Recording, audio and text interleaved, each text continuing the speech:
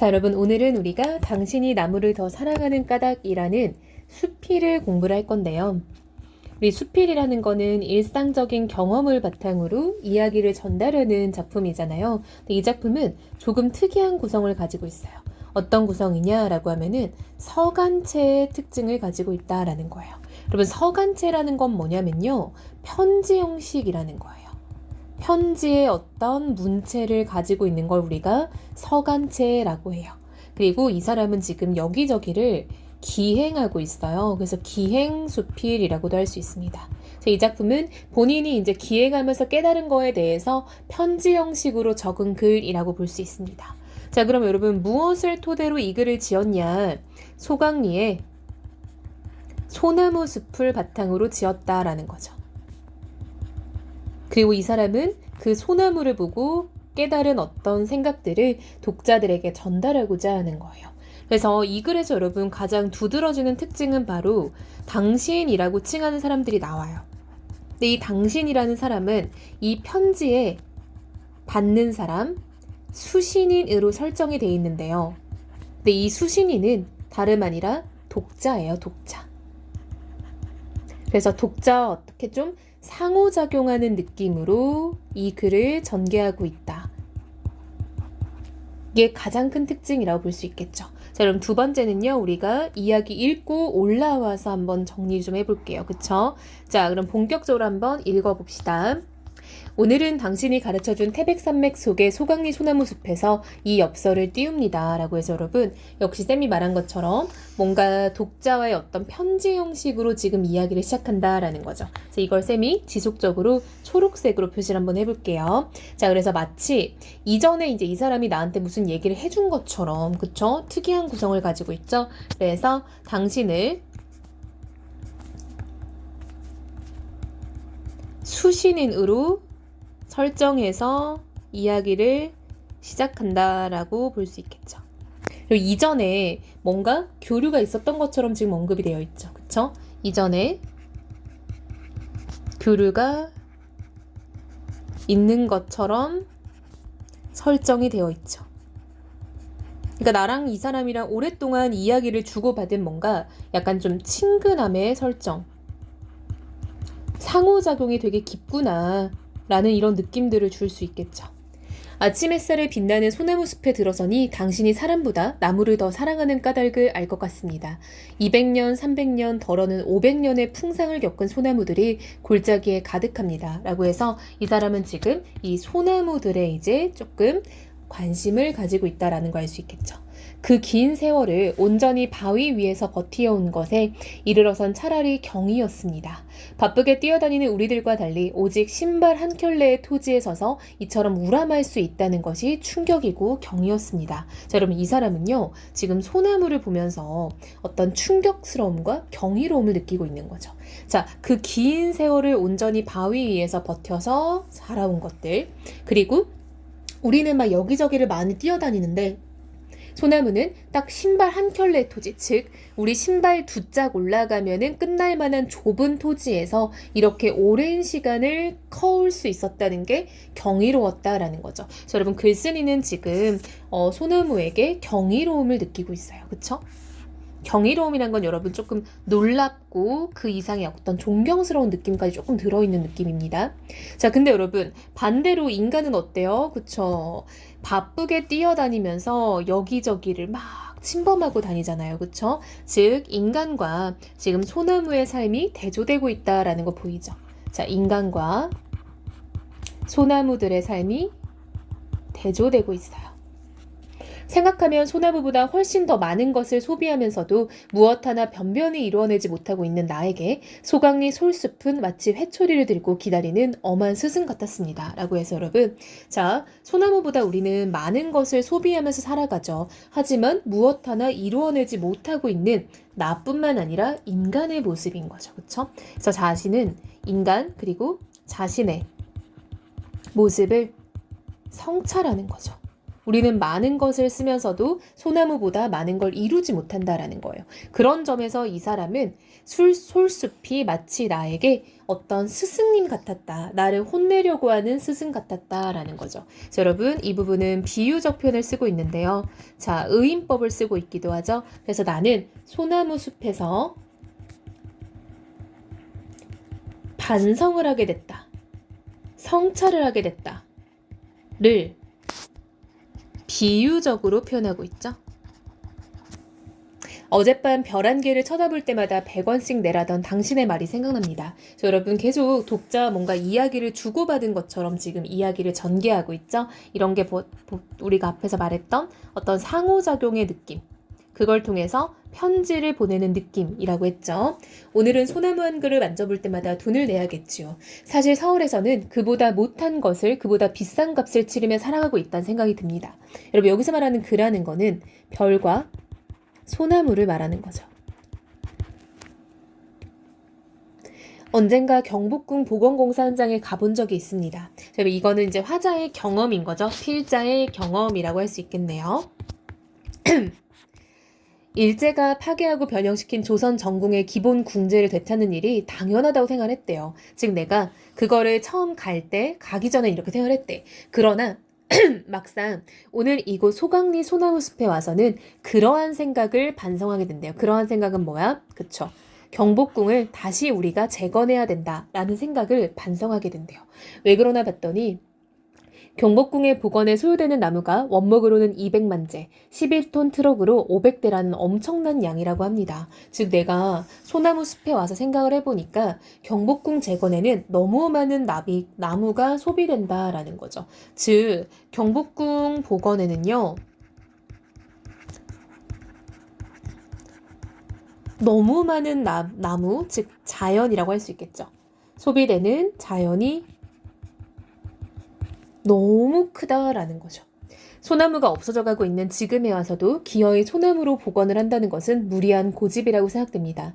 수많은 소나무들이 베어져 눕혀진 광경이라니 감히 상상할 수가 없습니다. 그것은 이를테면 고난에 참 몇백만 년의 세월을 잘라내는 것이나 마찬가지입니다. 라고 해서 지금 글쓴이는 경복궁 재건공사에 대해서 비판적 인식을 가지고 있다라는 걸 알 수 있겠죠. 즉 경복궁 복원공사에 있어서 비판적으로 인식하고 있다라는 거 알 수 있겠네요. 우리가 생각 없이 잘라내고 있는 것이 어찌 소나무뿐이겠습니까? 즉 서리법이죠, 여러분. 그거 말고도 우리는 많은 것을 이렇게 생각 없이 소비하고 없애고 있겠다는 거겠죠. 없어도 되는 물건을 만들기 위하여 없어서는 안 될 것들을 마구 잘라내고 있는가 하면 사람을 잘라내는 일마저 서슴지 않는 것이 우리의 현실이기 때문입니다. 라고 해서 여러분 인간은요 필요도 없는 것을 만들기 위해서 꼭 있어야 될 것을 없애는가 하면 이제는 인간까지도 소비하고 있다라는 거죠. 즉 소나무에서 시작된 어떤 문제의식을 인간에게까지 확장하고 있는 거죠. 사람은 자연을 소비하는 것을 넘어서서 인간을 소비하고 있다라는 거예요. 자연에 대한 무분별한 소비. 이게 이제는 인간의 소비로 넘어오고 있다라는 거죠. 우리가 살고 있는 이 지구 위의 유일한 생산자는 식물이라던 당신의 말이 생각납니다. 이런 얘기도 한 적 있었나 봐요. 그렇죠? 즉 생산자는 식물이고요. 그 외의 동물은 완벽한 소비자다라는 거죠. 그 중에서도 최대의 소비자가 바로 사람입니다. 사람들의 생산이란 고작 식물들이 만들어 놓은 것이나 땅속에 묻힌 것을 파내어 소비하는 것에 지나지 않습니다. 라고 해서 인간에 대한 비판적 의식이 굉장히 많이 드러나 있죠. 인간은 엄청난 생산을 하고 있다라고 말을 하지만 사실은 그렇지 않다라는 거죠. 인간에 대한 비판적인 인식, 비판적인 태도가 계속해서 드러나고 있어요. 쌀로 밥을 짓는 일을 두고 밥의 생산이라고 할 수 없는 것이나 마찬가지입니다. 생산의 주체가 아니라 소비의 주체이며 급기야는 소비의 객체로 전락되고 있는 것이 바로 사람입니다. 라고 해서 이 사람은 사람은 정말 생산의 주체가 아니라 온전히 소비의 주체고요. 급기야는 사람이 사람을 소비하는 객체로까지 전락이 되고 있다라는 거죠. 즉 이제는 인간이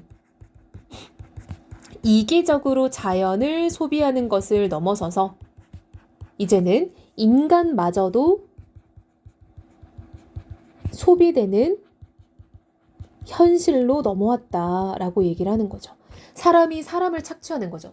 예를 들면 여러분 이런 거죠. 그쵸? 산업화 시대에 공장에서 인간의 노동력을 착취했던 일이나 현대사회에서도 우리 인간의 목숨을 소중히 여기지 않는 기업이나 이런 태도가 되게 많잖아요. 이런 거를 사람이 소비된다라고 얘기를 하고 있는 거죠. 자연을 오로지 생산의 요소로 규정하는 경제학의 폭력성이 소강리에서만큼 분명하게 부각되는 곳은 달리 없을 것 같습니다. 즉, 자연을 생산 요소로 규정하는 것 자체가 경제학의 폭력성이고 이 경제학 자체가 여러분 인간이 만든 거잖아요. 인간의 폭력성이 드러난다라는 거죠. 산판 일을 하는 사람들은 큰 나무를 베어낸 그루터기에 올라서지 않는다는 불문율로 되어 있다고 합니다. 여러분 이 그루터기라는 건 이런 거야. 나무 자르고 나면 이렇게 밑에 둥이 남아있는 거 알죠? 이걸 그루터기라고 해요. 잘린 부분에서 올라오는 나무의 노기가 그쵸 분노의 기운이에요. 사람을 해치기 때문입니다. 어찌 노하는 것이 소나무뿐이겠습니까? 서리법이죠. 소나무뿐만 아니라 모든 자연이 다 마찬가지다라는 거죠. 온 산천의 아우성이 들리는 듯합니다. 즉 여러분 온 산천은 자연이잖아요. 자연의 아우성이라는 거는 자연의 어떤 고통이 내 귀에 들리는 것 같다라고 비유적으로 표현하는 거죠. 여러분 이렇게 소리치고 이럴 수 있는 거는 인간이잖아요. 그쵸? 의인화하고 있는 거죠. 그다음에 아우성은 청각적 심상이에요. 그래서 자연의 어떤 고통, 자연을 망가뜨리는 폐단이 청각적으로 형상화되어 있는 거죠. 당신의 말처럼 소나무는 우리의 삶과 가장 가까운 자리에서 우리와 함께 풍상을 겪어온 혈육 같은 나무입니다. 라고 해서 계속 당신과 상호작용하는 것처럼 얘기를 하고 있고요. 소나무와 이런 우리 인간은 굉장히 가까운 자리에서 함께 교류하며 살아온 자연이다 라는 거죠. 사람이 태어나면 금줄에 솔가지를 꽂아 부정을 물리치고 이런 거 여러분 우리가 3-7일에 이렇게 지푸라기에다가 뭐 고추도 묻고 소나무도 묻고 해가지고 부정한 것을 물리친다라고 했었어요. 그리고 사람이 죽으면 소나무 관 속에 누워 솔밭에 묻히는 것이 우리의 일생이라 하였습니다. 그래서 여러분 인간의 시작과 끝을 함께 했다는 거죠. 그리고 그 무덤 속에 한을 달래주는 것이 바로 은은한 솔바람입니다. 솔바람뿐만이 아니라 솔빛, 솔향 등 어느 것 하나 우리의 정서 깊숙이 들어와 있지 않은 것이 없습니다. 더구나 소나무는 고절의 상징으로 우리의 정신을 지탱하는 기둥이 되어오고 있습니다. 그래서 여러분 이 소나무라는 건요 또 비단 이런 것뿐만 아니라 우리 고전 문학에서도 소나무는 늘 지조와 절개를 상징하는 걸로 많이 쓰였잖아요. 그쵸? 그래서 이런 거는 어떤 소나무가 정신적 가치를 대표한다 라고도 많이 쓰여왔다는 거죠. 금강소는 고든 둥치에서뿐만이 아니라 암석지에 굽고 뒤틀린 나무에서도 우리는 고든 징조를 읽어낼 줄 압니다. 오늘날의 상품 미학과는 전혀 다른 미학을 우리는 일찍부터 가꾸어 놓고 있었습니다. 그쵸? 오늘날의 상품 미학은 뭐겠어? 소비하는 걸 말하는 거겠죠. 그쵸? 근데 전혀 다른 미학은 뭐겠어요? 그쵸? 생산하는 미학을 말하는 거죠. 그쵸? 즉 오늘날의 상품 미학은 소비하는 느낌인 거고요. 전혀 다른 미학은 어떤 소나무가 가지고 있는 생산성, 스스로 만들어내고 그리고 어떤 정신적 가치 이런 걸 말하는 거죠. 지조와 절개처럼. 나는 문득 당신이 진정 사랑하는 것이 소나무가 아니라 소나무와 같은 사람이라는 생각이 들었습니다. 메마른 땅을 지키고 있는 수많은 사람들이라고 생각이 들었대요. 자, 여러분, 메마른 땅을 지키고 있는 수많은 사람들이라는 거는 소나무처럼 아주 좁은 땅에서 정신적 가치를 지키며 살아온 사람들을 말하는 거예요. 자기만의 신념을 가지고 살아온 사람들이라는 거죠. 문득 지금쯤 서울 거리의 자동차 속에 앉아있을 당신을 생각했습니다. 남산의 소나무가 이제는 더 이상 살아남기를 포기하고 자손들이나 기르겠다는 체념으로 무수한 솔방울을 달고 있다는 당신의 이야기는 우리를 슬프게 합니다. 라고 해서 여러분, 여전히 이 사람은 당신과의 어떤 상호작용을 바탕으로 얘기를 하고 있죠. 그쵸? 언젠가 당신은 나한테 이런 이야기를 하고 있었대요. 그쵸? 즉, 소나무가 더 이상 살아남기, 즉 자기가 살아남는 걸 떠나서 이제 자손들, 즉 씨를 뿌리려고 노력하고 있다는 거죠. 더구나 그 솔방울들이 싹을 키울 땅마저 황폐해 버렸다는 사실이 우리를 더욱 암담하게 합니다. 왜요, 여러분? 나무가 싹을 키울 땅이 왜 황폐해졌어? 인간 때문인 거죠. 그쵸? 이거는 현대사회의 어떤 문명의 지금 문제인 거죠. 오로지 땅을 보면은 개발할 생각만 하고 집을 지을 생각만 하고 자연과 상호작용하지를 않는다는 거죠. 그러나 그보다 더 무서운 것이 아카시아와 화렵수의 침습이라니 놀라지 않을 수 없습니다. 즉 여러분 봐봐.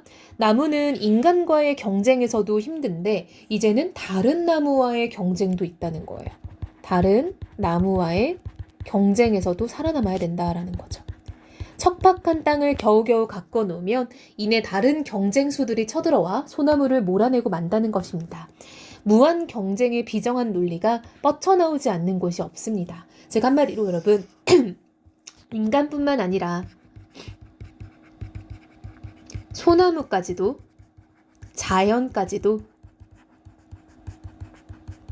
무한 경쟁의 굴레에서 지내게 될 거라는 거죠. 무한 경쟁의 논리 속에서 고통받게 될 거다라는 거죠.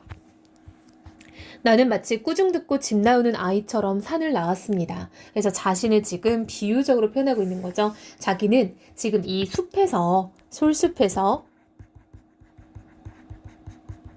어떤 반성을 하고 성찰을 했다는 거를 비유적으로 표현한 거죠. 내가 많이 혼나고 나왔다라고. 솔방울 한 개를 주워들고 내려오면서 생각했습니다. 거인에게 잡아먹힌 소년이 솔방울을 손에 쥐고 있었기 때문에 다시 소생했다는 신화를 생각했습니다. 당신이 나무를 사랑한다면 솔방울도 사랑해야 합니다. 무수한 솔방울들의 끈질긴 저력을 신뢰해야 합니다. 즉 한마디로 여러분, 이 사람이 말하고자 하는 건 뭐냐면 우리가 나무를 사랑한다면 나무가 솔방울을 지금 키우는 이유는 그 솔방울 아래 씨가 있죠. 즉 그 씨를 통해서 뭐 하고자 하는 거예요? 그쵸? 다음 후손을 기르는 거죠. 즉 후손을 기름으로써 소나무는 이 힘든 현실에서도 살아남기 위해 노력을 한다는 거죠. 즉 힘든 현실 속에서도 소생하고 어떻게 좀 더 끈질기게 살아나가려는 희망을 가진다라는 거죠. 그거를 우리도 배워야 한다라는 거죠. 인간에게도 이러한 정신이 필요하다라는 거예요. 언젠가 붓글씨로 써드렸던 글귀를 엽서 끝에 적습니다.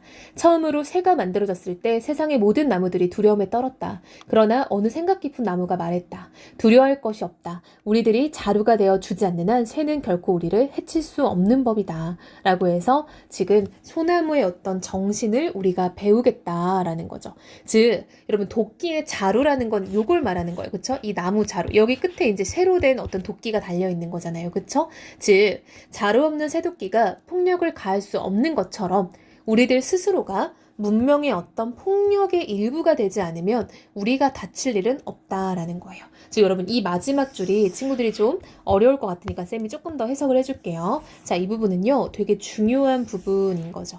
자, 이게 무슨 말이냐, 나무가 이 자루가 되는 거죠. 근데 이 자루는 도끼의 일부분이에요. 그쵸? 근데 여러분 이 도끼는 나무를 해치는 폭력적인 존재인 거죠. 그쵸? 폭력적인 존재인 거야. 한마디로 나무가 자루가 되지 않으면 폭력성도 만들어지지 않는다라는 거죠. 이런 구조인 거예요. 즉 이거를 우리가 어떻게 적용해야 되냐면 인간의 삶에 적용을 해야 되는 거예요. 우리의 삶도 마찬가지다라는 거예요. 즉 무슨 말이냐, 인간이